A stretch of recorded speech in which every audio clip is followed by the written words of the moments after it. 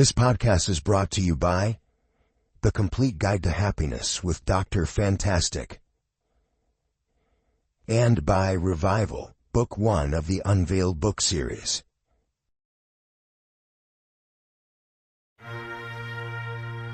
The Final Frontier podcast. These are the voyages of Jake Boger and Justin Spur. Our weekly mission, to explore memories of Star Trek's strange new worlds, to recall the search for new life and new civilizations, to boldly go where no one has had the spare time to go before.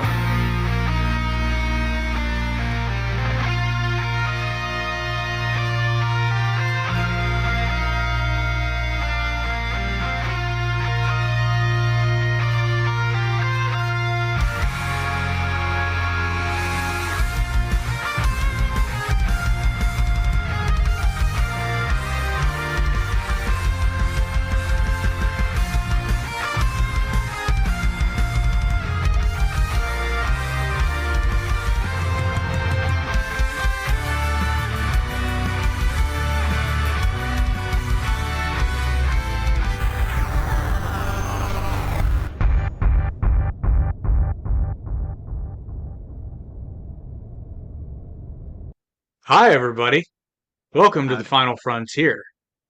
I'm Jake. That's Justin. You know who we are. We're your crew. We're your crew. But we have a favor to ask you. See, there's this thing that's going on right now. Maybe you've heard of it. The Artie Awards. This is the second annual Artie Awards. And guess what? We're nominated in every category. But we need you to vote for us. So, if you like the show, follow the link in the description to vote for the Artie Awards and help us take home that gold. Yes. Anything to add, Justin? No. Vote for any podcast you feel deserves it, even if they're the scrappy underdog. Fuck them. Vote for us. Yeah, but the scrappy underdog is me. We're the scrappy underdog. Fair. Because everybody always says like nobody likes Star Trek, and we're gonna prove them wrong. So vote for us and vote for Star Trek. Vote long. Vote and long prosper. and prosper. I love how our friends went to the same place. Oh my god, are we synchronizing? Maybe we've achieved a mind meld.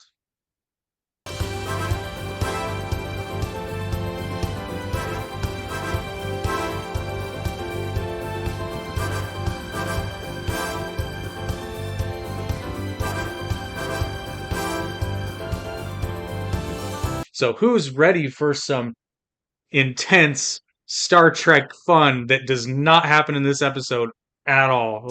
So I'm gonna be doing my best to because I got a real fun moment. A lot of my notes are just me solving the mystery. And so what mystery? I'm gonna do my best to not give away the mystery. But let me tell you, when we get to the point where we start to solve the mystery, I'm gonna swing really early on. That I'm pretty proud of. Let's just say Scooby and the gang need not have been called. I mean, I solved it pretty early. There's quite a number of there was one moment where I started to doubt myself a little bit because I was like, am I being red herring? So the thing is, there's a moment later in the episode where it becomes so obvious that you're like, they have to be swerving me. They're not. Right? They're not. They're absolutely not. They're I thought it was a not I thought swerving we'll you. get to it. We'll get to it because I don't want to give it away because I've got a really funny note for when the episode reveals it. Oh gosh, but we are of course talking about the conscience of the king. This episode takes place between stardates 2817.6 and 2819.8. You'll notice compared to I believe last week, this takes place before it. We're still in the early production cycle where the episodes that were shot are not necessarily the episodes are not being released in the order that they were shot because we also jump back in time a bit back to the year 2266 because in the last episode we were in 2267. So this goes back to my headcanon of these are transmissions a la Galaxy Quest, the historical documents that just so happen to have been transferred at the wrong, at different intervals. The original air date of this episode is December 8th, 1966. This episode was written by Barry Trivers. I'm assuming it's Trivers or Trivers, and directed by Gerd Oswald. Gerd is such a great name. I have put a note for the very end of this that is just, what are you doing, Gerd and Barry? Gerd I and Barry mean, sounds like the worst duo. Gerd and Barry, just Gerd and Barry. What are you doing? is it really worse than Hall and Oates? Actually, yes, it is. It's way worse than Hall and Oates. It's way worse than Hall and Oates. Gerd and It's Barry. I don't it's know. It's just it's way worse than Turner and Hooch. right. If you're a Supernatural fan, it's even worse than Bucko Lemming. Bucko Lemming. I'm hoping I got that right because otherwise that joke is meaningless. They're bad writers on Supernatural. That's all you need to know. Alrighty. Just a couple of fun facts about this episode before we get into the plot. Oh, speaking of summary, do you have the Paramount Plus description for Oh, of us? course. As a portend for events to come, I've got 3 notes on the synopsis this week. Number 1, this description is worded very strangely. It implies almost that the rest of the Enterprise is dead because he's the only survivor. It says he's the only survivor in a troupe of actors on the Enterprise. What? So it says Kirk, one of the only survivors in a group of actors aboard the Enterprise. And or in? Among. What? That doesn't even. I know. I like that. Didn't even, in retrospect, not really given a good indicator of what the episode is about. That's Yeah, just flat out wrong. right. Jake, you weren't kidding. Star Trek loves its Shakespeare. This is the beginning. And murder in a theater cast feels clear. I thought it was like and then there were none. Like the theater cast slowly gets knocked off. I said that feels a little cliche. Remember, it's 1966 though, so this may be the formation of the cliche. Really? Isn't and then It's there were probably none? not. It's probably It's no. not. To be I'm fair, pretty it's sure. not. And then there were none. I'm pretty But sure by 1966 it was already a cliche. it painted a very different image of what was coming. Let me tell you, I thought this was like a survival horror, like there's an evil alien trying to get there, or there's like a murderer amongst the cast, which I guess there technically was, but did not go where I was expecting. I will give it that. There's a murderer among the cast, but I digress. So this episode takes its title from the concluding lines of Act 2 of Hamlet, the play's the thing wherein I'll catch the conscience of the king is the Yeah, line, she says that at the end. yeah, and in true Shakespearean fashion. What the fuck does that mean? Nobody knows. Wait, sorry, say it one more time. This is I've done 3 Shakespeare plays. I've gotten pretty good at this. So this is the play's the thing wherein I'll catch the conscience of the king.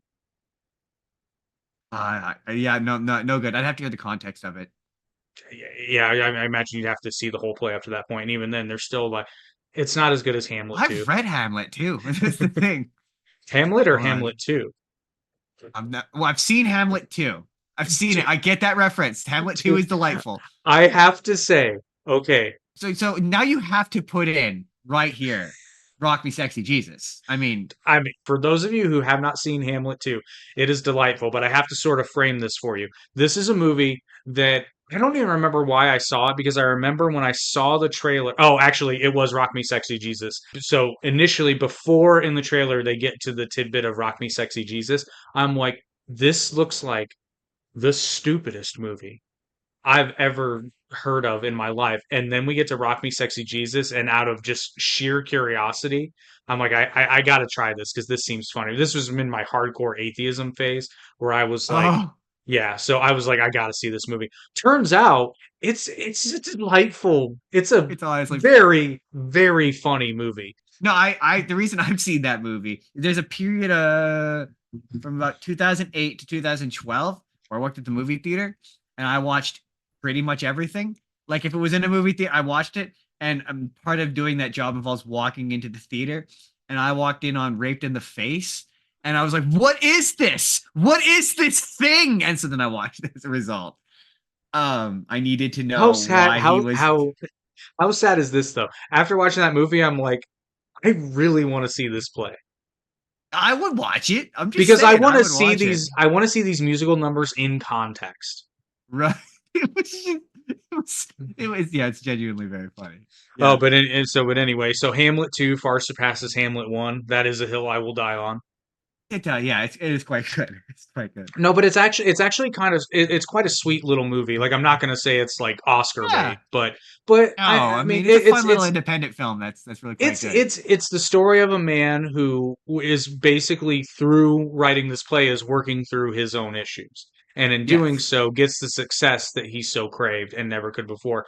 And to me, the good like the good filmmaking part of the movie is the message of the film is when put your heart, soul, and hard work into your own thing, that is when you will find success. When you Yeah. find your own voice, that is when you will find your success.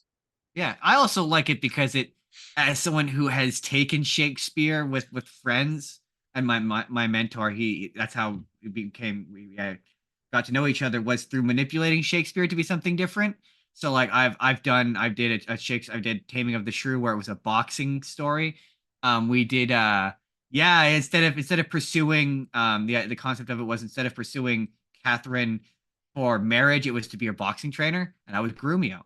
And then we did King Lear, but King Lear is basically Donald Trump.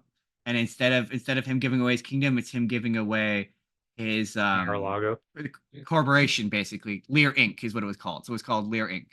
That's And he was a actually really big interesting. CEO businessman. So I'm about ready to shit on Shakespeare, but I will make this point. So a lot of I get what how did you describe it? Was it repurposing Shakespeare?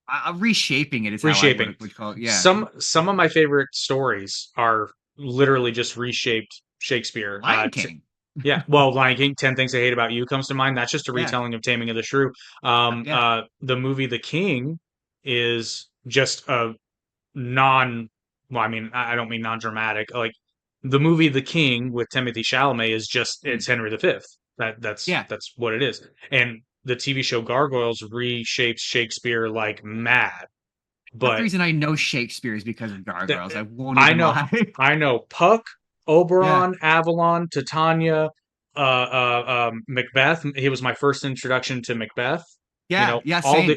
all these characters, and then I learned that they were from Shakespeare, and I was like, oh, now I'm much more inclined. As a very young person, I'm much more inclined to read Shakespeare because Absolutely. I know who Puck is now. Granted, it's in the context of gargoyles, but I mean, still, there's a foot in the door there, and that's why Yeah. I think it's very cool. So I have a lot of reverence for Shakespeare. I don't enjoy it in its literal form, generally speaking. With No. Macbeth's good. Macbeth is worth seeing. Yeah. Um, For me, the language tends to be incomprehensible.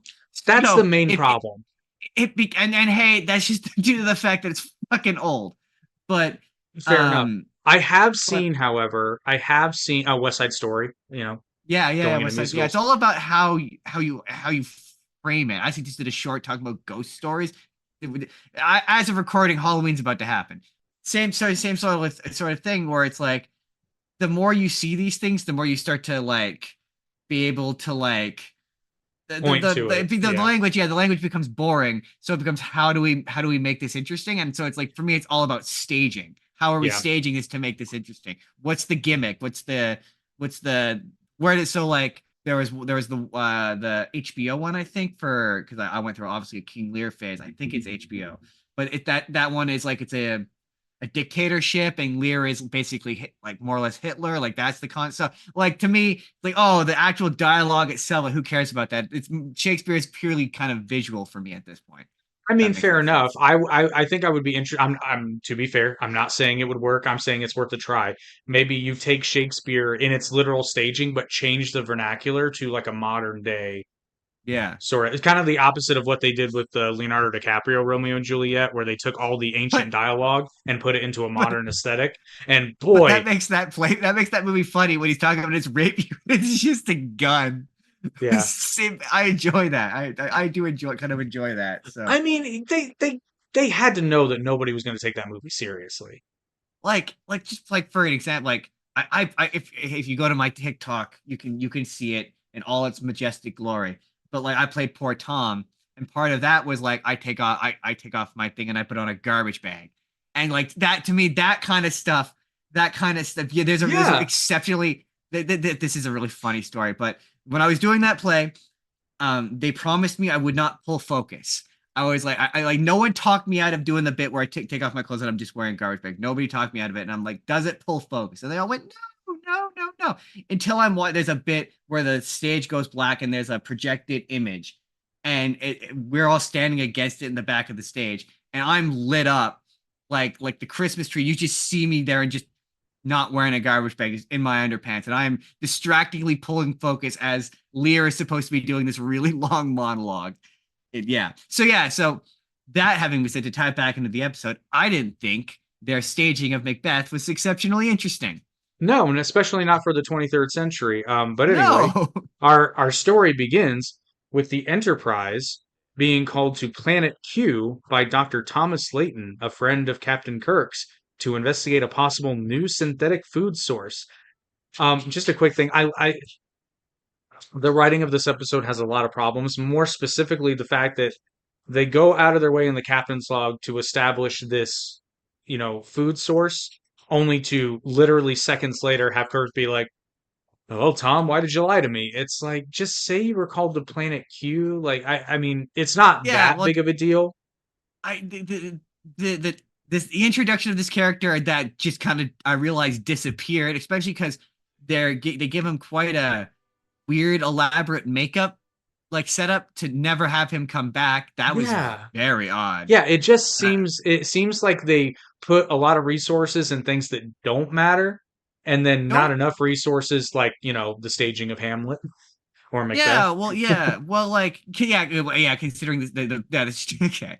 Initially, first of all, in terms of the setup for this episode, you're right that having him being tricked onto a planet is an addition that doesn't seem necessary. Well, especially don't they have recreation on the Enterprise? Just have it where especially they're just performing for them. Especially when they were tricked into going to the starbase in the previous episode. Yeah, right. My thing is as far as this opening scene is concerned, when they show the guy, I couldn't tell who he was at first. I thought he was Bones, so my note started off as Bones is really into Macbeth for some reason. But I thought that his half of face thing, that was just the lighting of the scene. Oh, and no, it's an actual. Yeah, I know. Then I have a note that's just, it wasn't the lighting. His face is just fucked up for some reason. And they don't go into it. There's no right. I mean, I guess you could imply that it happened in the massacre, but that also doesn't really make sense based on how it's described to have happened. It's trying to make you think that this guy's a worse guy than he actually is to make you to have him seem more of a bad guy is what I would guess. It's probably its purpose. But as we'll find out very, very soon, it falls flat because it doesn't matter. The music that's playing though felt ill-fitting. It was too upbeat. Extremely. It was really upbeat for Macbeth. I'm like, Macbeth is a very serious play.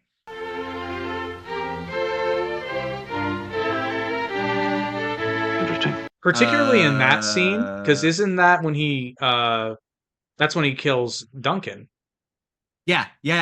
So opens with him killing Duncan. Yeah, so particularly for that scene, it's kind of like, this seems a little upbeat. Really chipper. Layton's true motivation, however, is his suspicion that Anton Caridian, the leader of a Shakespearian acting troupe currently on the planet performing Macbeth, is in fact Kodos the Executioner, former governor of Earth colony of Tarsus 4.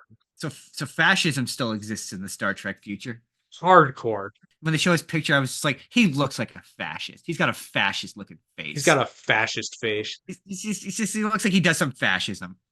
Just to be clear, we're in agreement. This is fascism, right? What he did was fascism. Oh yeah, that's hardcore fascism. Hardcore fascism. Okay, cool. I didn't want to come into that. I wrote that as a note, and I'm like, dear God, please let Jake agree with me. I don't need this to descend into a disagreement about whether or not this is fascism. So this, I think, more accurate, because, like, don't get me wrong, it looks, feels, and smells like fascism, but I think a more sort of encompassing definition would be totalitarianism, period, dictatorial power, period. Because yes, absolutely, communist regimes rounded people up and killed them too. Fair enough. That's a fair point. I was going to say, you see this in the fascism as well. It's a thing. Okay. The timeline of this episode, I'm sure we're going to get into, doesn't make a lick of sense. So no. It flies in the face. Yeah. It seems too recently, but also quite a ways away. for there to be that level of fascism in this universe based upon my to be fair, very limited knowledge about this universe. Anyway, They do sort of kind of cover their tracks. They could have done a better job, but I get it. They're it's time. so I have Although some questions about Kirk's age. yeah, yeah, the series does too. And I have some stuff on that.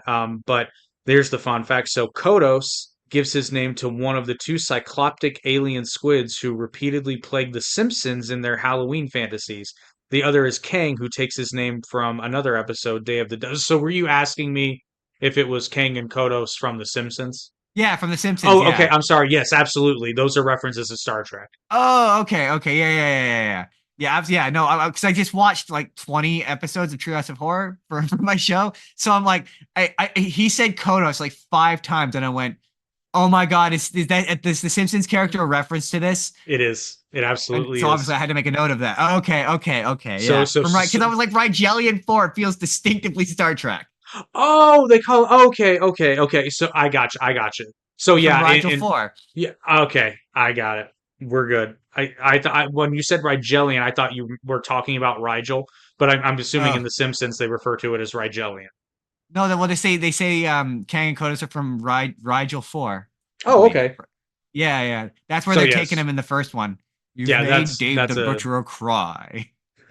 yes, that is a tip to the hat to Star Trek. Oh, what is it the design? I can't imagine it is, but is their design at all a reference to Star Trek? Just I the don't names. having not seen them, I couldn't tell you. Probably You've not seen Kang because and Kodos. No, are you not a I'm Simpsons not. guy? I'm not really. No. See, No, really. the thing about The Simpsons was I wasn't allowed to watch it when I was younger, and Oh, I just fascinating. never I just never had it. I've seen some episodes. I've never really found it. So it's funny. We have a similar another thing we have in common. We have a similar backstory, but I'm the opposite. Um, my aunt, when I was a kid, ironically, um, watched like the one of the first Treehouse of Horror episodes, and part of it is the Simpsons turn inside out, like they flip inside out and they do a dance and they just bleed everywhere. And so the Treehouse of Horrors episodes are really bloody and like really violent, and just not an accurate representation of that show, which is otherwise a fairly milquetoast show. Um, my aunt saw that and refused to let my cousins watch it. She told my mom, who also refused to let me watch it. So me and Jordan are very much a don't tell me what to do kind of people. So as a result, we watched it despite her. So we watched it because we were same thing with South Park. The reason why I watched See, South Park growing up is my because I wasn't introduction, allowed yeah, to. my introduction to South Park, because South Park didn't come around until 1997. I was a little bit older, a little bit more rebellious. I was explicitly told I could not watch Star Trek, so I had a Yeah. friend record some episodes on VHS. But ironically, I didn't really appreciate South Park until I was much older because I watched the Oh, same. episodes and I'm like, I have a chuckle here or there, but South Park's best jokes of any time period are jokes that you have to be somewhat, I'm not going to say you have to be like genius, but you have to be somewhat cultured to get a lot of these Yeah. references. Oh, for Um, sure. I became a fan of South Park when I was channel surfing one day, and it was the episode where Cartman gets AIDS, Oh. and I understand because I'd seen the movie Philadelphia, and when he came in dressed with the scarf and the cap, I was like, "Oh my God, it's a Philadelphia reference." I'm like, Yeah, "This is funny. This is for hilarious." me, it was the movie when I rewatched the movie I liked the way movie. later in life, where I'm like the line that gets me every time with so many, but the one of the lines that gets me every time in terms of like my appreciation for it now is when Sheila Broflovsky says, um, "Deplorable violence is okay so long as nobody says a naughty word." Like that is still so. There's so many pearl clutchers who still get like that joke is still so relevant. That movie is still so relevant. It makes me laugh to this day, and it's And just a fun movie to quote. to put this into context, so the song Blame Canada is hilarious in about 25 different ways, particularly for an American who was alive in the late 90s, early 2000s, because just the indignation that Americans have against certain countries when they do or say something that's fairly benign, but isn't like rank and file USA is just so hilarious. You're Oh, talking about a society that for almost a year was like, because France said things about America, we were like, it's not French toast anymore. It's freedom toast. And it's Freedom not French fries. fries anymore. It's freedom fries. I mean, So you entertain my Canadian bullshit, but yeah, I've had so many left leaning TikTokers scream at me for being Canadian, and so oh yeah, I had one straight up blocked me because that doesn't I dare American lefties? yeah. I dare have an alternative opinion, so she blocked me instantly. I mean, I But know what you're you talking at least about. entertain my bullshit, but that Well, made me laugh. It makes me it's laugh. not bullshit. There's very few ideas that I will just outright dismiss because I most of the time, if I think an idea is ill-formed or not very smart, I may not understand what the person is describing. Usually Google. And Google's free, well, man. and the thing is, I've had conversations with people where I'm literally like, I think I get what you're trying to say. Try it this way, Yeah, and pretty much. then I'll pick it apart. But what you're saying now doesn't make sense. But you've got the shell of something that could make sense I'm if pretty you good believe certain things. at being like, "Really not true," and then like, okay, let's hop to Google and let's confirm it with like 5 other people just to make sure that that's not true. And a lot of times it stops at the first. Yeah, usually it's pretty easy to debunk. But anyway, Google is free. that's in our new shirt store. As often as I say that, that's going to be a shirt. Google is Google is free, free. man. So much faster and easier than going to a library. Let me tell you. Back in the day, we had to go to a library and read a book. But ironically, you can get to Google at the library also for free. Yeah, you can exactly. Google is free, people. So how about that awful CGI of the Enterprise at the beginning of the episode? I mean, yes, but also there was a really distracting one that was clearly one of the original ones where it was just a still frame of the Enterprise moving towards the camera, and I'm pretty sure that's the original. Oh, you mean So like in our that was intro? way more distracting to me.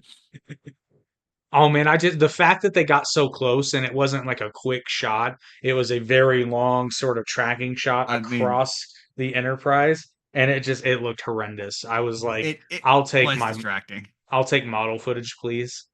Yeah, right. I'm easing into it. I think I get a little more used to it every week, but it's still distracting. I do generally, but this was a horrendously bad shot. Like this Also, should not have been.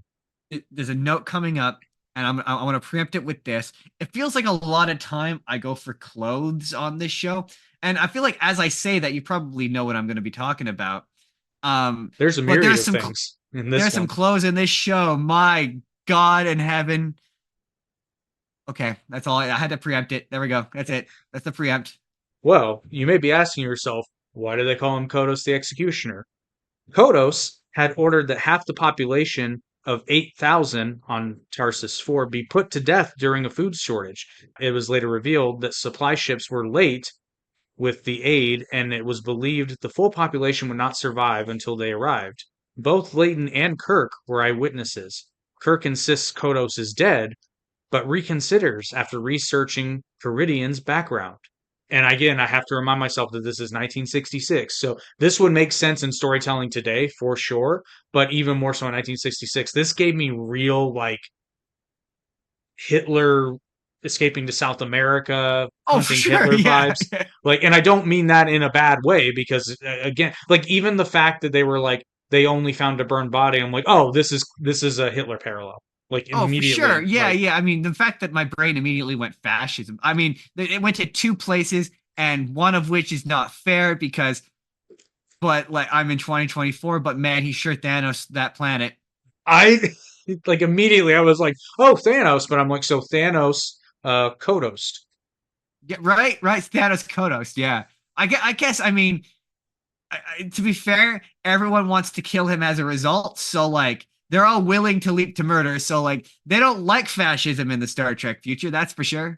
Yeah, even though what's really fun, I do find this kind of funny where people make the argument that Starfleet is fascist, and I'm just kind of like, I mean, okay. insofar as it has a military structure, Yeah, I could see, well, I could certainly maybe see an argument for that because it definitely is got a sort of police state so far anywhere where they kind of just show up and impose their will. But I'm sure maybe as this franchise goes on, more nuance is involved in this than I could see an argument for certainly maybe communist, but like union, Uh, like I union does connotate a certain kind, like, because that's kind of what that, obviously that's what the union from Orville is. It's got that union style, we're a collective, we're a group. So like, I get more of a confederation vibe out of it. Well, I mean, federation is yeah, will be in the name. Um, to me, and especially in 2024, so this pertains. I think the word fascist and fascism gets thrown around a lot without a real proper understanding. yeah, There are fascistic behaviors that aren't necessarily fascism. Because fascism is a system of government. Let's if we're yeah. getting real nitty gritty, but Oh yeah, yeah, yeah. there can be It's like fascistic behaviors, you know. I think how I always fuck this up, but I think like they taught us in school, in my school, Canadian school, that I believe the political spectrum goes like this way. It's like if you go all the way to the right, that's fascism, and then if you go all the way to the left, that's communism. If I constantly fuck that up, and I'm pretty sure I didn't get that wrong this time. I would actually say all the way to the left would be well, it again it depends on your perspective. I don't like the binary because to me, I think that fascism and communism are much more closely related than say like a representative democracy in terms of True. left right. It's just that fascism has so many not so many, I'm sorry, that fascism has some characteristics that are often included with more right-leaning people, i.e., nationalism, for example. But Yeah. there's also a lot of socialism in there. I mean, it's in the name for the Nazi Party. And I know people argue and be like, but they're not socialists. It's like, well, I mean, again, socialistic tendencies. Yeah. So Like social anything, fascistic. Yeah, the it's a world is mixture. best when it is moderated. Because hey, look, again, you know me, I'm a filthy socialist, but I have benefited from some socialist policies, so Are you a I'm not gonna socialist? say to a degree. Like I believe in free healthcare and all free healthcare. So like we are in my country, we don't have dental or like I think now we technically have basic dental, but we don't have eyewear. Like I believe anything that affects your health. Like if I wake up tomorrow and my glasses are broken, my life is screwed. So like I believe that that Yeah. should be covered in my taxes. Basic frames. I believe that under the presupposition that you have a universal healthcare system. Because yeah, that Yeah, seems kind of silly.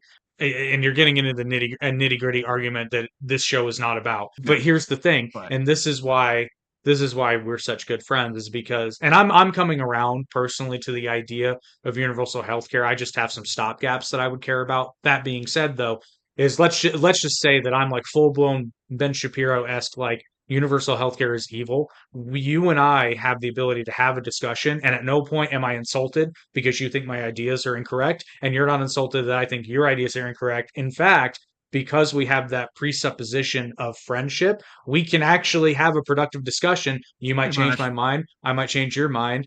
But like when I tell people that Star Trek Deep Space Nine is the best one, they're like, "You're a fucking idiot, Picard." Look, you know, I've heard people say that about Deep Space Nine. I'm not. I've heard that it is a black sheep in the Star Trek family. I've heard See, that. it's very funny that you say that because I mean, I've don't get heard me that. wrong, you're right. That's very much which I think that sort of went away after Star Trek Discovery, if I'm being honest. Probably. Uh, Deep Space Nine is looked upon much more fondly than there was in the past. I think But the one that bothers me the most is Picard because I don't like it when Star as much as I joke and I say I want Quentin Tarantino to do rude Star Wars, rude Star Trek. I mean, um, I don't think cursing belongs in Star Trek. I just don't. I don't believe it does. Maybe that's me being a Ned Flanders, but or like a fuddy duddy. But I just don't. I think I feel the same way about Star Wars. I don't think cursing belongs in these franchises. Like I think they're okay being PG and a little milk toast. to that, I only have one thing to say to you. That's fucking Obi-Wan Kenobi. I mean, okay, I'll give you that. I'll give Okay. you that. So there is also, once again, we have an instance of something that was taken out of the script. In this case, it would have made it make less sense, but it speaks to Kirk's age, like you were talking about. So there was a scripted line that was cut from the episode that establishes that Kirk was a midshipman fresh out of the academy when he was stationed on Tarsus 4 Ah, and witnessed the okay. massacre. Since it happened 20 years before the events of this episode, that would have indicated that Kirk is somewhat older than what is later established in a later episode, which I believe is in season 2, The Deadly Years. It should be noted, however, that while Academy cadets enter as midshipmen, they graduate as ensigns. So Kirk, if he was a midshipman, he would not have been a graduate yet, because if he had graduated from the academy, he would be an officer, an ensign. So he may have been on leave. But the thing that doesn't really make sense to me in this episode is we find, because it's firmly established that Kirk was born in Iowa, goes to Yes. Starfleet Yes. Academy, which is in San Francisco on Earth. And then out of the blue, this episode, and actually I take that back, I think that's later established, but we know this about Kirk. So my first question was, why is he on a space colony?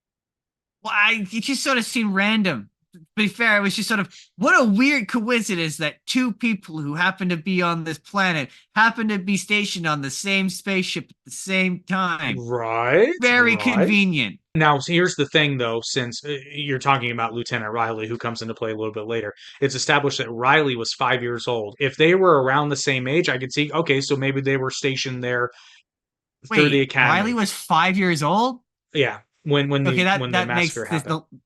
that makes the back half of this episode make way less sense. I must have missed that. I agree. Oh, well, they don't say it in the episode, they just do math. Hoping to meet Caridian at a party at Leighton's home, Kirk meets his daughter, Lenore. During a walk outside, the two find Leighton dead. Well, they found Leighton dead, and maybe because he found this sponsor to die for. Come with me to discover the transformative power of kindness and the joy it brings. Join me as we explore every Monday morning simple yet profound ways to elevate your happiness, one gesture at a time.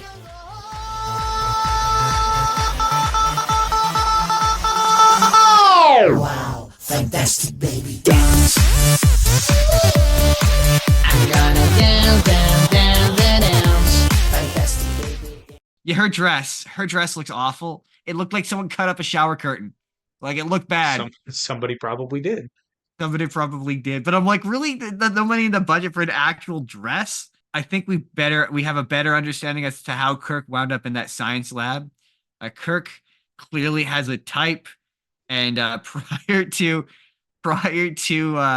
finding Leighton, we almost got a weird 1960s kiss, which I have to reference the episode that just went up as of recording, where I love how I made a reference to the weird 1960s kiss, and you immediately cut to the weird 1960s kiss. You knew what I was talking about. I knew what was up. So, and fun fact, I found a source where I can get the full episode's footage, where before I had to piece it together. So that's why the edits to the episode contents have gotten better and more consistent, because I'm no longer Awesome. pulling random footage. But yes, I had so much fun with that episode. And for those who don't know, we're talking about the episode that would have been quite some time ago for our faithful viewers. Do androids dream of killing red shirts? Yeah, I'm so proud of that title. But when we recorded this one, that had just come out. So I don't even like Blade Runner, and I was like, do androids dream of electric sheep? How can I make this work? no, I loved it. But yeah, so Also, there has been a murder. That's just a note I have. well, not only that, did you see this? I thought evil Kirk's facial expressions were hilarious. Did you see the goofy ass look on William Shatner's face when she walked in the room, and he has this like weird, Yes, absolutely. That's why I say Kirk has a type. like, what is this? My favorite bit following was when the next scene after they find him, there's a brunette who he's just not into. Kirk doesn't like brunettes. He's all about the blondes. I don't know. He gets a little handsy with Uhura later, but He's like, no, thank you. He moves her to the side. actually, no. That is in fact maybe Kirk does have a thing for blondes initially, but he's totally fine with if it's female. I'm just saying, thus far, it's all been blondes. It's all Thus been blondes far. with a particular look to them. They all kind of look similar. It's all Thus I'm far, saying. just wait till we get to the Space Lady Gaga Also, episode. Oh. you had mentioned that this was earlier in the timeline. That made something click for me, because I got a note that says, "Where the fuck is Sulu?" Not here. Neither is Mr. Scott. No Sulu. Also, So I the- spotted a yeah. lot of meat. I mean, red shirts. Yeah, all living though. Oh, all lived. I know. I thought we were gonna get at least. We'll get that. Yeah, the episode gets an automatic downgrade when Sulu's not there. Yeah, exactly. Instant downgrade. Could be an A+ episode. If Sulu's not there, it's automatically a B+. Look, if it's a good one, I'm willing to say A, but it will never be an A+ without Sulu. He's that extra plus. LGBTQA+. I mean, he is. I was gonna say he's the plus. He is. He's the plus in the LGBTQ+. And that random female crew member that did a double take with Mud's women. Yes, that is true. Kirk arranges for the Enterprise to ferry the acting troupe to its next destination. The synopsis leaves out some very, very key details, being I that mean, it does. being that Kirk obviously arranged it and is kind of saying it in a way he did without saying that he did, literally, in a very, very odd and strange and kind of Odd. weird flirting session where it's like he's trying to be coy and failing miserably, and everyone knows that this is his fault. And Spock Yeah. is just obviously like, what the fuck is going on? And she reappeared with the funny furry outfit yet, which I also can't looked bad. I can't remember exactly when that happens, but you know what did happen? My note literally says, "Hey, Janice." Yep. She Yeah, she just- just walked by. I was like, oh, okay. Don't let her see with what's her face. Right. Well, actually, this episode is the final filmed appearance in production order of Grace Lee Whitney as Yeoman Janice Rand.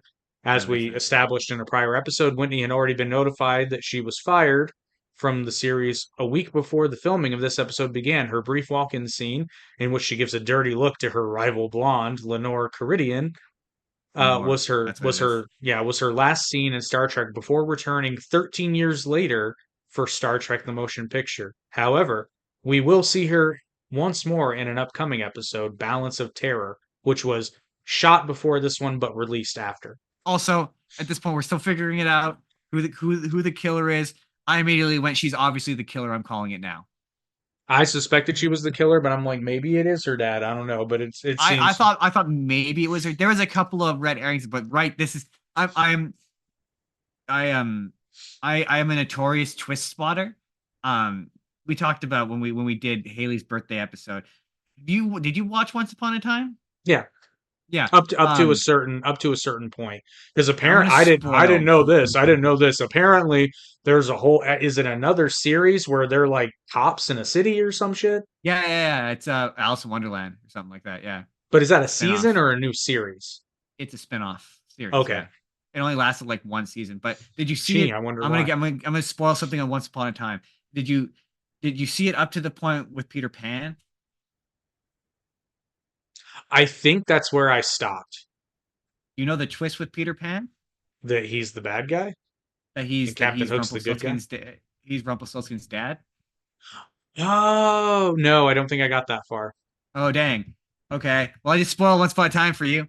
My friends made me watch it, and we were watching. We were on the point, and they hadn't really given away any details or any sort of. And I just went, Peter Pan is Rumpelstiltskin's dad, and my friend just turned and went, "How the fuck did you do that?"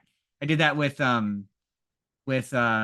Shutter Island. I guess the twist with Shutter Island 2 minutes into that movie. I was like, it's all in his head. I just get because it was because of how Mark Ruffalo like handled his gun. He didn't look like a real cop. So I was instantly like, Yeah. it's all in his head. Yeah. So I'm a real twist spotter. So I pride myself on so when I don't spot a twist, when a twist gets me, I'm impressed by it because I'm a real good. I watch kind of consequence of watching as much shit as we watch is at a certain point you start to recognize tropes, and so for me, the reason why I guessed I had a suspicion it was her. It might not be her. It might be the dad.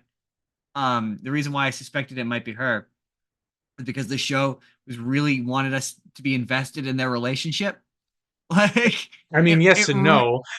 Really wanted us to be like, oh, Kirk really gives a shit, so that when it's a big twist that she's the killer later on in the episode, you're like, oh, this is supposed to be a big twist, but it's not really because it's really obvious it's her. Well, because but it might not be her. We're literally only 11 episodes into the original. Well, 12 technically if you count the pilot. We're 12 episodes into the original series, and we already know Kirk is a whore. So It's true. He is a big whore. So I mean, Big old whore. I don't really have much vested interest in this relationship because I know that No, I but know that the she'll be show gone. wants you to be. It's that kind of like I watch a lot of shows and I can tell when a show wants you to feel a certain way Oh, about a for thing. sure, for sure. It's not effective. That's what makes this episode bad. Also, Oh, Sweaty Kirk came back. When he was when sitting on did his captain's chair, he was glistening. He was glistening. He was was a he? more fan. I didn't notice, which is sad because I have a very large TV. I should have noticed. But I also I get a major win in this episode. So up to this Go point, on. it is implied that the Enterprise has shuttlecraft and can have shuttlecraft. When Kirk and his little lady friend are in the observation deck, Kirk flat out states that the Enterprise has shuttlecraft. The flight deck down there with the shuttlecraft. With the shuttlecraft. With the shuttlecraft. He says, he Interesting. points to the hangar and says, and this is where they keep the shuttlecraft. So, the entire plot of The Enemy Within need not have happened. Of course not. Of course, it did not happen. There was no reason you could not send a shuttlecraft down there to get them. So is being a starship captain 90% just sitting in a chair and looking contemplative? Because that's just kind of what Kirk makes it look like. He's just 90% doing this. I would actually imagine. What fact of 5, Mr. Spock? Well, and I actually believe that the Orville does a pretty good job of demonstrating this because a lot of the day-to-day monotony, it's like because the Orville does a much better job of establishing the concepts of shifts. And admin. And Yeah, admin. Like, yeah. there's just times where he's just doing paperwork.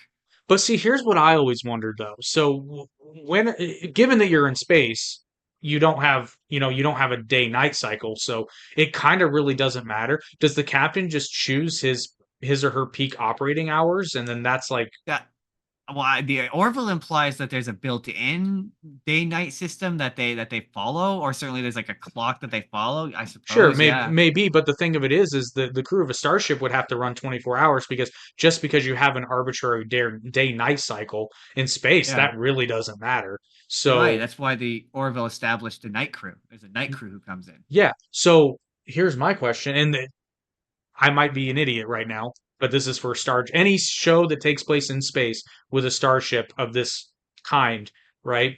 So it's established that the first officer is typically on duty with the captain. Yeah. So who captains the ship when the captain's off duty and the XO is An off excellent duty? question.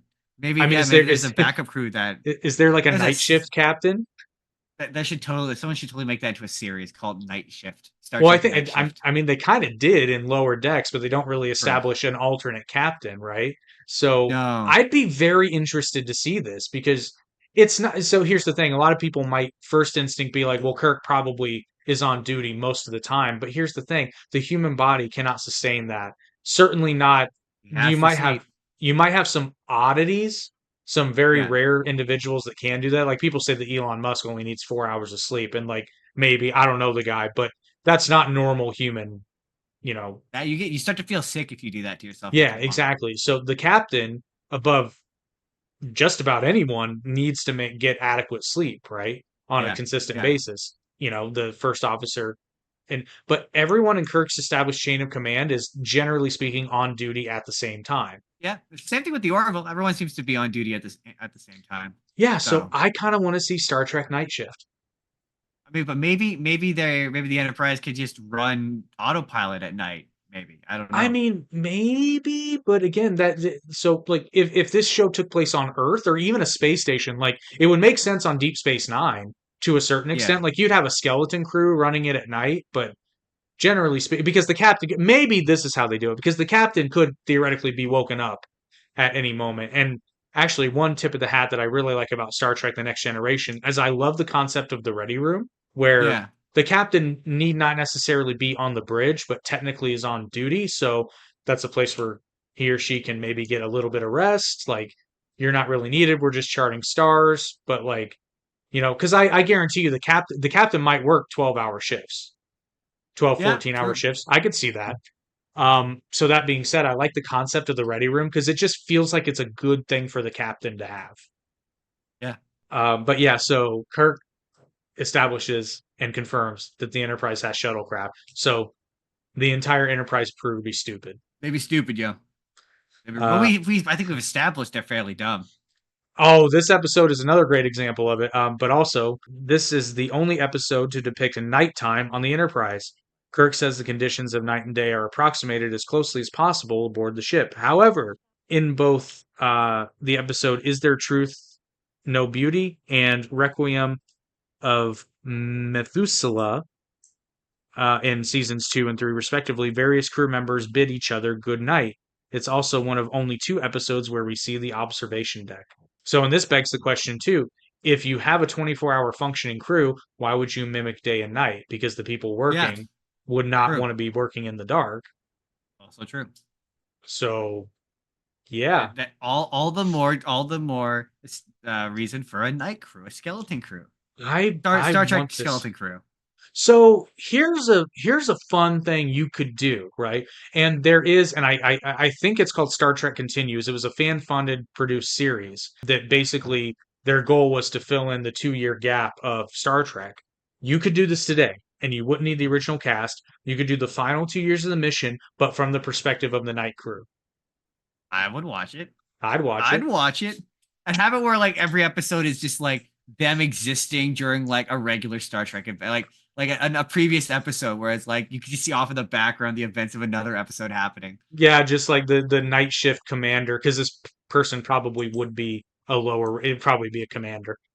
Not a Probably. captain, but you know, like the night shift commander just yawns after a battle with Klingons, be like, "What the hell happened?" Guess what else? Hey, it's Riley. Yeah, I was when they said his name, and because I'm so bad with names, I recognized him instantly. I was like, "Hey, man!" Fresh off the back of his bad drug trip. I'll take you home again, Kathleen. I said the same thing, and I was like, you know what? I'm glad to see Lieutenant Riley. I like He's Lieutenant doing Riley. all right. He's not doing all right in this episode, but he's doing all No, right. he gets demoted for no good reason this episode. But fun fact: in the original draft of the script, the character whose parents had been murdered by Kodos was named Lieutenant Robert Dakin or Dykin. Huh. When Bruce Hyde, the actor who plays Lieutenant Riley, was cast in the role, the staff realized that the same actor had already played a character named Kevin Riley in the episode The Naked Time. So the character was just renamed accordingly for the sake of consistency. Yeah, that makes sense. Which I like because the casual Like his viewer twin brother Steve. no, because so the casual viewer wouldn't have noticed it, but us having just recently watched The Naked Time, we're like, and Riley gives a Bruce Hyde, the actor, gives a very memorable performance. So Yeah. Kirk refers to Riley as lieutenant in the Star Service, which is another early name for Starfleet in the early episodes of Star Trek that we'll probably never hear again. Probably not. Though Lieutenant Riley is part of the communications and then later the engineering crew, his uniform is gold instead of red, a la Uhura and Scotty. No reason for this difference is ever given. I mean, oops. Which That's also the doesn't reason. make Oops. which also doesn't make sense because wasn't Riley at the navigator station in the Naked He Time was, next yeah. to Sulu? So this gentleman's just bouncing around departments. He just can't pick a major. Yeah. Well, I mean, to be fair, in this episode, he got bumped down to. He got sent down to the. Well, so my headcanon reason for this is actually explains why he would be wearing gold is because he's on track for an officer command promotion. And Yeah. in my Starfleet, I think that any command officer should at least be somewhat competent in every area of the ship, as Kirk has demonstrated to be, and as Spock has demonstrated to be on a few occasions. Like Spock can handle the helm if need be. He can run communications. We've seen him do that. Spock can, I think it's established later that Spock can hold his own in engineering, not as good as Scotty, but like sufficient to, Yeah. and Kirk has been seen at the navigation and helm and in engineering. So I would think that Riley may have just been on a learning rotation to learn all the departments, basically, except for That makes medical. sense. Medical would be a separate for obvious reasons. Yeah. And I mean, we're assuming that Starfleet officers have basic first aid knowledge. I assume. So that's my Makes sense. I mean, that the previous episode sort of establishes that Kirk like sees something in himself in him, so it makes sense that he's like trying to get him as like knowledgeable as he can. Yeah, it would make sense. It would totally make sense. But Kirk transfers Lieutenant Kevin Riley to engineering after learning that he too was a witness to the Tarsus 4 massacre. These actions aroused the curiosity of First Officer Spock, who, after an investigation of his own, learns the history of the massacre, Kirk's and Riley's connection to it, and that 7 of the 9 eyewitnesses who saw Kodos order the massacre have died, in each case when Caridian's troupe was somewhere nearby. And this is where they all start to look all kinds of stupid for different reasons. I It's mean, like it's like the dots need not be connected here. And I just have a note that if Kirk had brought this to his inner circle, not only would they all have completely understood, but they would have helped him. They would have been in on true. it. They could have watched each other's backs. And once And Riley's identified, yeah. also Spock is wait in that conversation between him and Bones, Spock is being a bigger buzzkill than Buzz Killington. I mean, Real yeah, buzzkill. yeah. He's trying to But prevent Kirk from planting his flag in that land, if you know what I mean. oh, Spock's cock blocking him. I wasn't gonna say it. I was implying it. But yes, he absolutely is trying to do that. Vulcans are known to do that. But yeah, this is what is in. I can tell this episode's early because this is one of those episodes where Kirk's being a real, not idiot. He's being a real prick, like a real selfish prick, considering Kind of. he's got a starship full of people. And the thing is, I'm not asking much. Just let your officer corps, your inner circle, know what's going on so they can help you. Right? Right? I mean, they do come to him later, like, why didn't you say anything? And he goes, none of ya. None Yeah, of he doesn't even have fucking business. business. Because here's the thing. If he suspects this person of involved all of us, it kind of feels like our business. Sorry. Yeah. So if he suspects this person of being a murderer who was never positively identified, it'd be very easy. You can record his voice when he's doing the play. Right? I mean, that's what they eventually does that. He's Yeah, like, I'm gonna after- record your voice. You're watching him in a play. Yeah, just You could have done this more maybe discreetly. maybe he needs to say the same words though. Maybe? Maybe, I don't know. But anyway, Riley is poisoned, and a phaser set to overload is left in Kirk's quarters. Okay, I gotta talk about the phaser in Kirk's quarters. Where he finds it. What is In a the safe? It's not even in a what is the purpose of this compartment? I'll tell you what the purpose of this compartment is. It's to put an overloading phaser in. Because yeah, my pretty first much. instinct was, oh, maybe it's ductwork. Except when he opens it, it's clearly just a box. I don't know. I don't know. This compartment exists to put the overloading phaser in. Is this the conversation between her and Kirk where she refers to his ship as throbbing and surging? I think that's coming up, but yes, I also my thought I was didn't like, write that. that must not be as dirty in the 1960s as it is now. Oh, I believe it is because I didn't write this down because I was like, there's no way. Like that's just too. My mind's just too dirty. Apparently not. I think that was on the observation deck. And the ship. All this power surging and throbbing, yet under control. Are you like that, Captain? I got a boner. Yeah, all I this believe so, power. yeah. Yeah, so that was a little bit earlier, but to your point, especially when they cut to Kirk and his look and him looking at her in his mind, I'm like, that's not the that's not the only thing. That's what in this situation, not the only thing is throbbing and surging, you know what I mean? Dang, you know what I mean? You know? Yeah, at that point, in terms of my trying to figure out who the killer is, that she's definitely the killer, and I was pretty sure Kirk knew it. He was giving me vibes like there's no way he's this dumb. Like he's playing 3D chess. Like this is all part of it. He's trying to lure her into a trap, right? He's not just thinking with his dong. He's totally cut to the narrator being like, Kirk was very much thinking with his dong. I said, yeah, that has to be the girl unless the resolution is real boring and it ends up being Kodos. Back when Riley was poisoned, he's alone in engineering and he's speaking to people hanging out in one of the rec rooms, and more evidence that Spock and Uhura are getting jiggy with it on the down low, if you know what I mean, because Uhura is playing Spock's Lear.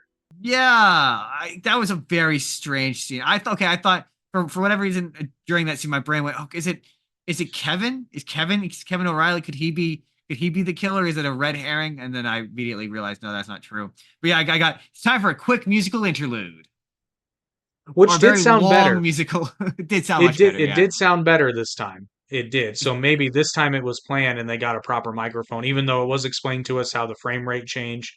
And you know what? I believe that, but clearly Yeah, this was better recorded. it was, but man, it was a boring song, and man, did it go on for fucking ever. You know what? I kind of liked it. I'm not gonna lie. I don't know. I kind of I liked was it. just like, at first I was like, you know what, all right, and it just kept going. And I'm like, let's move this along, people. I think what they were trying to do was build tension to make you feel like something was coming, and then when I did chuckle when somebody just had a spray bottle. Like that's all it I, was. I mean, my thing Not was he a not drank a the weird milk. Why did you drink the weird milk? I don't understand why you drank so the so weird I milk. actually I have so here's the thing. I know the answer to this. It has to be powdered milk. Oh, I mean, no, I understand what the liquid was. I just meant like, why did you saw a random Well, glass no, no, no, no, no, of no. milk just sitting there? But how else would you have the food replicator, never mind. I was gonna say how Yeah, else would you keep milk in space? But yeah, yeah, yeah. Like the food food replicator. replicating. Yeah, Either that or powdered milk, but I mean like it was the food replicator. did he not like become immediately? My thing would have been like, where did this random glass of milk come from? Like he just drank the random glass of milk without questioning it. It's his dinner with his weird gummy things that he was also eating. Like I His guess it's weird plastic gummy things. the Enterprise version of MRIs, like the Enterprise's Oh, MRIs, MREs. MREs. Well, no, I mean MREs are real food. It's just dehydrated. I don't know what the fuck. They look like gushers. I don't know what the fuck that was, but Uh, it's Play-Doh's. It's Play-Doh. I mean, that Maybe makes sense. it's Soylent Green. That's what it is. It's Soylent It's Green. people, people. It's people. Yeah, but oh shit, Riley's dead. And there's oh no, he's not actually dead. He's not. And then my note is just Kirk would be having a much easier time of all this if he told his inner circle what was going on. Literally, everyone knows Kirk is hiding something. Everyone. Right?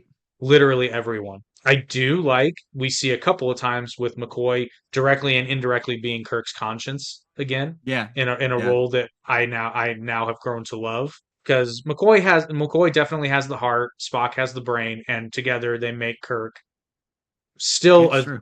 still kind of a dumb horn dog, but a better dumb horn dog. Kirk confronts Caridian with his suspicions. Caridian does not admit to being Kodos, but argues in defense of Kodos's actions, and when asked to read a transcript of Kodos's execution order, he does so with barely a glance at the paper. A computer analysis of his voice results in a near perfect match with Kodos, but Kirk still hesitates to accuse Caridian. He kind of does admit that he's Kodos. You kind of yeah. Well, I've got a note that just says correlation does not necessarily equal causation, but like But in this case, but yeah, but fair enough. Fair enough, you know. but right now, it's kind of like, if you stumbled upon Adolf Hitler in Argentina and you were like, "Are you Adolf Hitler?" It's like, "Oh, I get that a lot." And sometimes I like to tell them that I am. Just have some funsies. I'm not saying I am, but I am saying that if I were, I definitely had the right idea. That's what I'm saying. It's like, I just imagine that, like, you just It just really admitted seems it. like you're Adolf Hitler. I equate this also to OJ Simpson, just being like getting acquitted and then writing a book saying, if I did it, this is how I would have done it. And it's just like, not just a book, also a television special. was he behind that though? Well, it was a deal. It was going to be both. The book was supposed to, or the television special was like supposed to promote the book, and vice versa. So they were a package deal. Oh, I and was then thinking they put the book out and they got nervous. I was thinking about the TV movie they did. I was like, I don't think OJ was involved with that. Oh But no, he wrote a book called "If I Did It," and then they had yeah, a special that they were going to do a special, and everyone thought it was in poor taste, so they canceled the special. yeah, I think that good call on whoever made that call. Yeah, That's it's a almost good as call. if he's like, oh, I'm not saying I did do it, but I probably did do it. It's like, I'm not saying I did do it, but if I did do it, this is how I Also, would have done it. I just don't believe in a Star Trek in a future as advanced as Star Trek facial recognition would be that hard. I think you would know what he looks like. I mean, people do age, right? But I mean, today's facial recognition software is superior to what we see. But again, 1960s, they would have I had know, no idea. man. They would have had no idea whatsoever. And plus, You would know that was him. so here's a fun thing to think about: DNA. It would have been Yeah, easy. But pre-DNA though. 1966. Yep. So they would have had no idea. Today, easy. Hair follicle, Easy. compare it with like people do this when they find artifacts that are thought to belong to Adolf Hitler in South America. They compare them to the DNA samples that they got from Germany way Yeah. back in 45 because they have those. And they thought they had figured out. This was a great TV show, by the way. Sorry for the diversion, but I mean, you'll appreciate this. They thought they figured out that Jack the Ripper was actually H.H. Holmes, who at a point did go to England. So they Yeah. thought that they connected those dots, and through DNA evidence, it proved inconclusive. So probably not. But they had some compelling evidence. I'm not going to lie. They had some Yeah. very compelling evidence, but the DNA ultimately said not good enough. Yeah, because like it's just for me another one of those instances of me being like, it just sort of seems unbelievable to me that they're relying entirely on facial recognition, like people's memory. Yeah. Like I'm like, Well, if they've got spaceships, surely there's better recognition or technology than that in the future. but that's a fantastic example of it just hadn't even been thought of yet. No, they have no concept of it. Like No, spaceships, sure, because we already had, we had planes already. It was only a matter of time before those planes broke the atmosphere. And by this point, we exactly. were already, we'd already been to space technically, so, well, not technically, we'd been to space. There's no technically about it. We'd been to Yeah, space. yeah. So the We concept went to of a giant space. starship a few hundred years later is not that far gone. But we would have had no idea. I don't. Did we even have DNA? I think we knew what DNA was, but we had no way to like measure it. They certainly weren't using it forensically at that point. I don't Yeah, think they yeah, started using it yeah. forensically to like the 90s almost. I I'd think say it first maybe came about in the 80s, but yeah, was it widespread the use. 80s? Yeah, that's what. But widespread use. And here's one for you, kids. When did the Human Genome Project finish? Was that 2008? That I don't know. I'm gonna look that up real quick because I don't want to sound like an idiot. But I mean, that's very new. Like Yeah, I remember reading in school about the Human Genome Project when they were still doing it. It hadn't been finished yet, and I remember when they that I did don't know. finish it, it was a big deal. Let's see here. Certainly, yeah, forensic science was not really much of a thing in the 90s. Okay, so 2003. I wasn't that far off. So from October 1st, 1990 to April 14th, 2003. So yeah, That yeah, so yeah, that's yeah. It's just wild. That's a case fucking wild. of this. It's just a case of like, yeah, 1960s. Where we keep getting slapped by the fact that it's 1960s. You can't criticize something they didn't know about.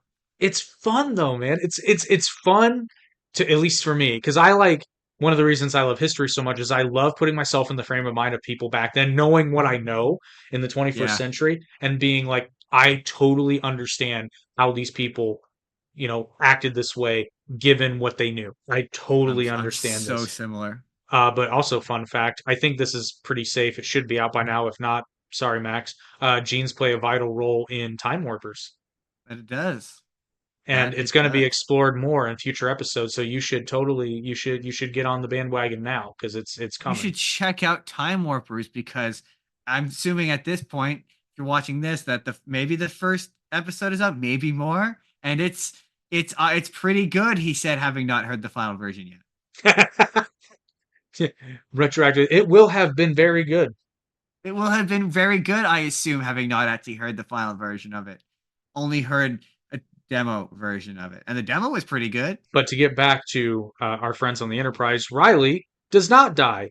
While recovering in sickbay, he overhears Dr. McCoy very carelessly making his log entry in a very loud volume with Riley in presumably in the next room I thought and he did that learns. on purpose at first. See, I did too. I thought it was like, oh, okay, that's a little dubious, Bones. But then he's genuinely surprised when Riley's gone. Maybe Riley was supposed to be sedated, but Riley is very much awake, and we've seen how quickly I've McCoy's. got Bones did that on purpose, and then 2 notes later, oh no, he's just that dumb. No, no. But Riley learns that Caridian is suspected of being Kodos, and my only note for that is very careless, Bones. Right. Well, yeah, yeah. It's just, I thought he was doing it on purpose, and then they were like, no, no, oh no, no. He just can't. And then that made me think.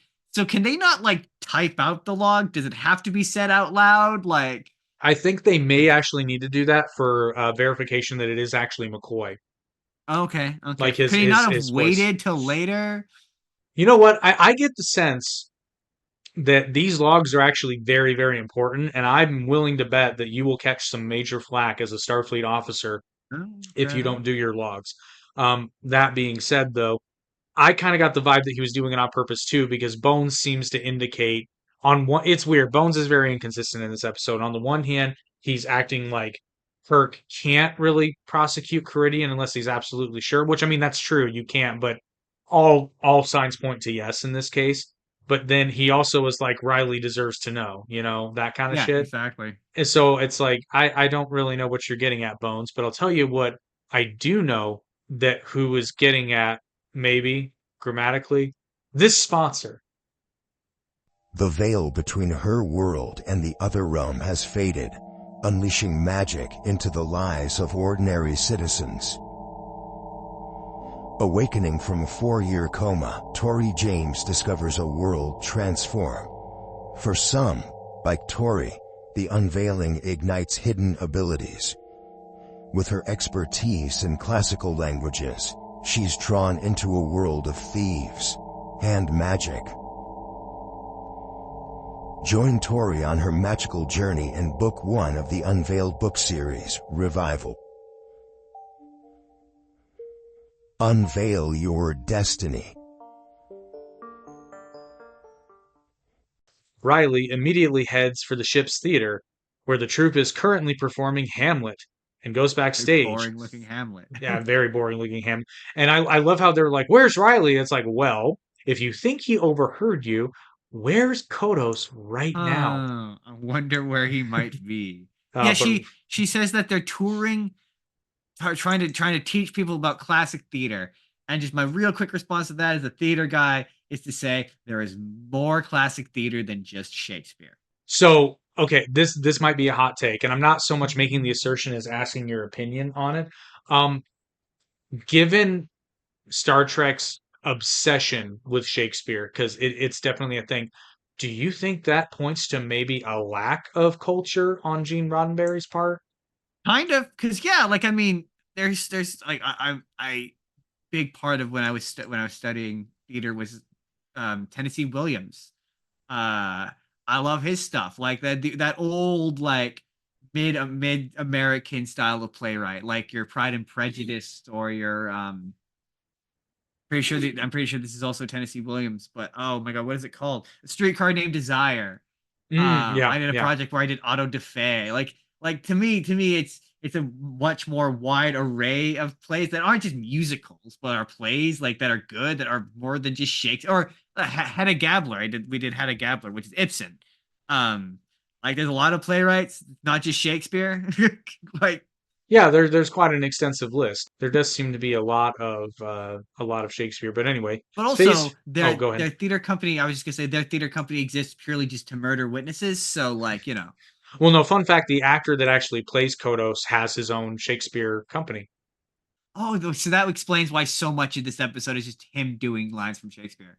I mean, probably, yeah. I was like, oh, okay, yeah, that's very apropos. But phaser in hand, Riley goes to the ship's theater to exact revenge for the death of his family. Kirk finds him before he can act and persuades him to surrender the weapon.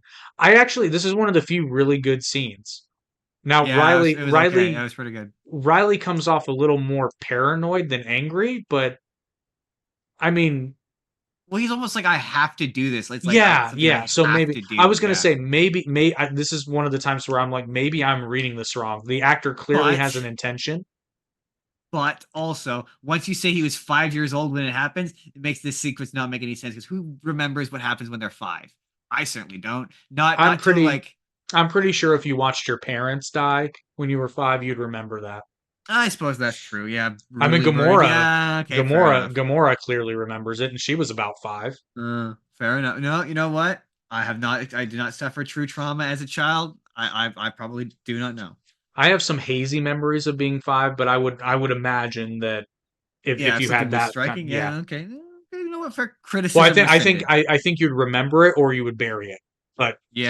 clearly Riley remembers it. So it seems extremely careless given what's going on to let this play happen. Right.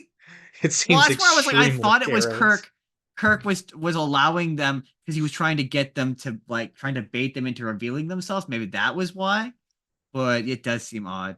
Yeah, but he has the confrontation with Kodos beforehand.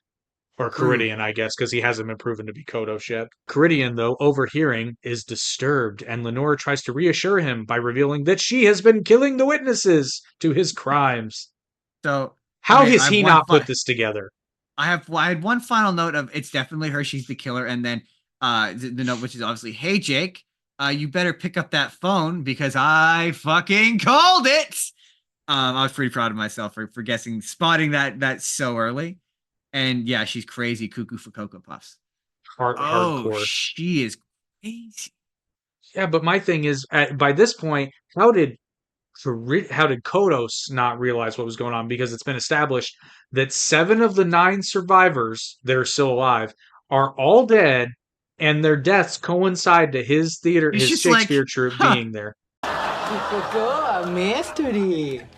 One suitable for Scooby-Doo and his gang of cartoon teenagers. It's like That's convenient. all he has to do is be like, "Well, I didn't kill them, and my daughter's the only one who knows." Oh yeah, but he's not gonna throw her under the bus, I guess, but it's like, stop touring. right? Even if he doesn't think, maybe like, man, that's some bad luck. Or he must just be like, man, that's convenient. No, works out honestly, for good old Kodos. I got the vibe that he was kind of like a don't ask, don't tell sort of thing. Like he probably figured it was his daughter. Oh yeah, I mean it benefits him for these people to die, so why would he question it? Kirk overhears the conversation and moves in to arrest them both. Lenore snatches a phaser from a security guard and aims it at Kirk. Caridian jumps into the line of fire, is hit, and dies. And my first thought was, that's not how phasers work, at least not yet. I mean, I my first thought was, oh shit, is she about to kill a red shirt? She didn't, disappointingly. I don't think there were any red shirts in the line of fire. No, when there was like the red shirt who I thought she pulled the gun from. That was who she pulled the gun from. Oh, you know what? You're right. Yeah, I thought maybe. And then yeah, it's always the crazy ones. Am I right, Kirk? You know, he's like, in the back of his mind, he was like, damn. I know, right? It just made me think of. I mean, you and Virus constantly refer to How I Met Your Mother, but it made me think of that crazy hot scale. Yeah, it's like, where is she on the crazy hot scale? Yeah, she's too far though. She's too far for crazy hot. She's too crazy. Yeah, but if she gets implants, shoots up. That's the example that Barney gives for those who haven't seen the show. Lenore goes insane and begs her father to wake up and continue his performance. Later, on the bridge, McCoy reports on her psychiatric condition. She believes her father is still alive and giving performances to cheering crowds. That seems. Yeah, so I didn't like that. So she it sounds like she got a lobotomized. Yeah, she be crazy, dog. Yeah, sounded like they just basically like, oh yeah, she went off to live on the funny farm. She's gonna be okay. I mean, Bones kind of does, without saying it directly, kind of. It's like she's gonna get the care she needs. I'm like, it's 1966. She's not gonna get the care. She's not gonna get the care she needs. No, she's gonna be put in a mental hospital where she's gonna be treated like shit. I've seen The Changeling. I know what happened to women back then. It wasn't good. I'm saying it because I break up bad things with levity and humor, but bad stuff happened to poor women in those places. You know what's an interesting concept to me? It's just very far aside. I sort of had I'm not going to go into the why because it's too long of a story, but last year I kind of had like a minor, not an obsession because I had read it, seen it before, but I had kind of a mild obsession about reacquainting myself with A Christmas Carol. And yeah. So it's one of those things where I knew they existed, but I guess I never really put it together in my mind, the concept of a debtor's prison. Oh yeah, well, I mean, the thing the one that interests me was in the Jim Carrey one, where he has a line about like Sundays, and I was like, oh yeah, I guess different times back then. There's this dialogue that like doesn't usually make it. So, yeah, no, yeah, I would have never. I'm guessing that's where they sent people who owe too much money. Mm-hmm. Which seems redundant because then you're never going to get your money back. Well, I think the thing is that when you're in the debtor's prison, it's my understanding that you would oftentimes be sort of sold out for labor, but you don't keep that money. That goes to your debtor. But yeah, just slavery with extra steps. I mean, yes. Okay, but before I say something incorrect, yes, but to be fair, they do owe people money, and bankruptcy didn't exist yet. So I'm not saying it was right. I'm just saying I can follow the logic of those people at the time living Yeah. in the horrible conditions that most people did. I can understand why if you loan somebody money in the early 1800s that you would want to recoup that somehow. Yeah, yeah. Hey, look, they And were following the rules they credit scores thought. didn't exist yet. Just another fun fact for the end of the show. In the Star Trek Enterprise episode In a Mirror Darkly Part 2, which aired in 2005, the future biographical information displayed for Hoshi Sato states that she was one of the 4,000 people killed by Kodos on the Tarsus 4 colony. Now, it says it should be noted that the creator never intended for the data to be readable on the screen, and on his website, he says that the biographical information could be taken with a grain of salt because this episode does occur in the mirror universe, which I love. I love that when Star Trek connects dots from the past. It's fun. It's fun stuff. Yeah. Our red shirt Tally remains it too. Sure, she was gonna get a red shirt. I was I thought she was gonna be like, "Bam, red shirt! I'm out of here." So disappointed when she did. Also, her big, like all of her big speeches she makes at the end are all just quotes from Shakespeare. Which also, as I'm thinking about it now, do you think like part of her mind, like she saw herself as being in this Shakespearean tragedy, so she ultimately was gonna kill the dad anyway? I mean, it certainly works out that way. I mean, Is that parallel intentional? Like, that's I my think it question, is. I guess. I think from the writer's perspective, I think it is. I think this is very much meant to mimic a Shakespearean tragedy. Which it doesn't, at least not effectively. I was gonna say, I mean, it kind of does insofar as like a lot of people die, but Yeah, but he arguably deserved it at the end, even though he tries to make the case that he doesn't. Also, how did he die? He was just dead. Like I missed the part. How did he die? Phaser to the chest. Did he like jump in the way of Yeah. Kirk getting phasered? Yeah, he jumps in the way of Kirk being phasered. She's all like, "Don't kill Kirk. The 7 other guys were fine, but he's the one. Don't get him." Well, he's too main character. He presumably didn't know, but I mean, come on. So did Kirk know that she was? Because that was my thing. The entire time I thought Kirk knew, and that he was just setting her up to like give herself away. But by the end of it, I was like, no, I don't think he knew. I don't think he knew. was thinking with his dong the whole time. He was ready to lay some pipe. Kirk was ready to be a plumber. You know, he got his start in the plumbing industry. Oh yeah. So how old is Kirk? Did we talk about how old is Kirk supposed to be? So how old is he now? Hang on, because I thought it said that, but I would have guessed a man in his 30s. But he is 20 years ago. He is in his 30s. Okay, so we can. So he would be 35. So then, how old would he have been 20 years ago? That's 15. Would have been like 15. Yeah. So you can enroll in the academy that young. Can you that young? Okay. They established that you can. Yeah. He was a kid when he saw this happen? Mm-hmm. Okay. All right. Okay. Okay. All right. Any closing thoughts on the conscience of the king? It just wasn't very good. There was no king and there was no conscience. I mean, technically, I think the guy was the king. But he wasn't. He wasn't a king. No, he was a false king. Which is why he died, because we all know the one true king is the one who will live. I think your enjoyment of this episode is going to be solely based on how much you like watching Kirk flirt with women. And those are always like the least interesting bits to me. So like as funny as they are, they're always the least interesting bits. With the exception of Andrea. Yeah. Oh, there's a brunette for you. There's a brunette. Yeah. But we also established that she was a robot that could not say no. So it's true. Her relationship to consent was confusing. But you can watch that episode now. It's out right now. It's on here right now. It might even be over here on your YouTube screen right over there. Certainly the little gray thing that pops up in the corner sometimes that might happen. Sometimes it might be right there or there or there. You never know. Also, I think at the end of the last episode I made a hard cut to me saying I'm wrong. I was wrong about I don't remember what my prediction was for this, but I feel like I was very wrong. You were so wrong. But I knew you were going to be wrong. Alrighty. Well, that was the conscience of the king. Please don't stop watching Star Trek. I promise they're not all that bad. In fact, very few are that bad. Case in point, next week's episode is one of the most beloved episodes of Star Trek, period, much less the original series. Join us next week on The Final Frontier when we watch and go over the episode Balance of Terror.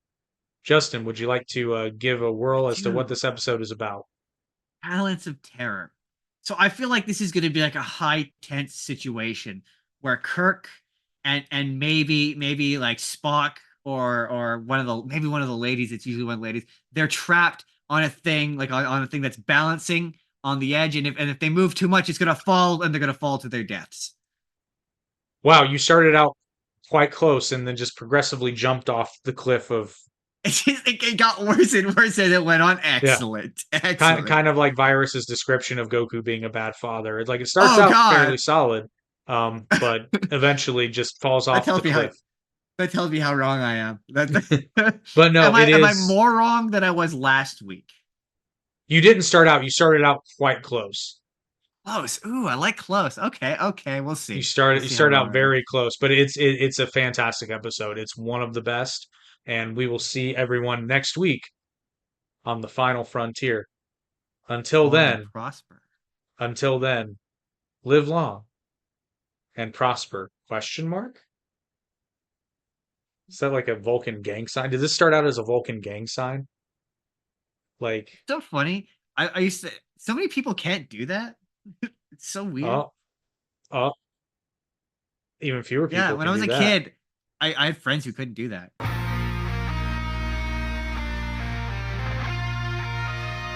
In this massive war, not one person would be like, "Hey, you guys, you look the same." I like the fact that in the captain's log, though, Kirk mentions that they've been, basically waiting on high alert and tense for over 9 hours. I was gonna say, I was really sad.